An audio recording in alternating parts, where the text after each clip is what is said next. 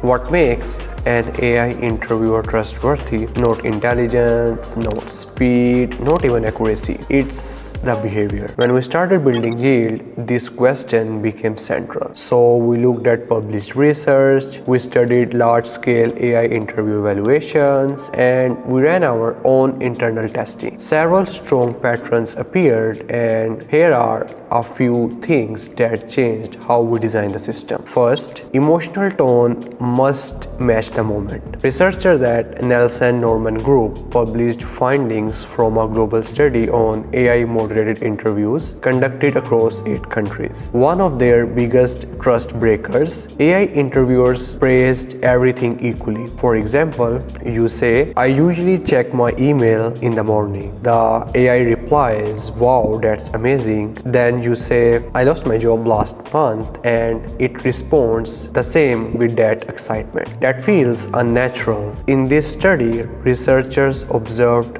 the participants quickly lost trust when emotional reactions weren't calibrated to the importance of the answer. The issue wasn't that AI reacted, it was that it reacted the same way every time. Routine answers need simple acknowledgement. Important insights deserve deeper engagement. Trust isn't built on enthusiasm, it's built on calibration. Second, summarize and confirm. The same Nielsen Norman Group researched on AI moderated interviews found another issue. AI systems often summarized responses but didn't verify whether the summary was correct. That creates a risk. Here's a simple example. Someone says, "I wake up, make coffee, take my kids to school, and then start the work." The AI replies, "So you start working after school drop-off." But if that's not fully accurate, then a small shift makes a big difference. Like, "So you wake up, make coffee,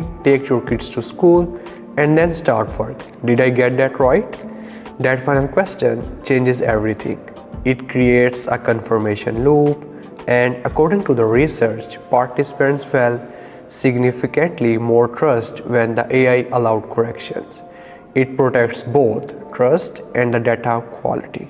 Third, start with the context, not a blank template. Research from Anthropic, based on more than 1,200 structured AI interviews with a very high participant satisfaction, showed something important. Before starting the conversation, the AI generated a role-based interview plan. It adjusted the questions depending on who the participant was and what the goal of the interview was. That matters. A product manager should not receive the same questions as a customer support agent. A conversation about daily routines should not feel the same as one about strategic decisions. When interviews begin with context, they feel intentional. When they begin from a generic template, they feel robotic. So context signals preparation, and preparation builds the trust. Fourth, know when to move on. In our internal evaluations, we noticed something similar to what academic research has reported. Studies presented at conferences of the ACL found that AI interview systems often continue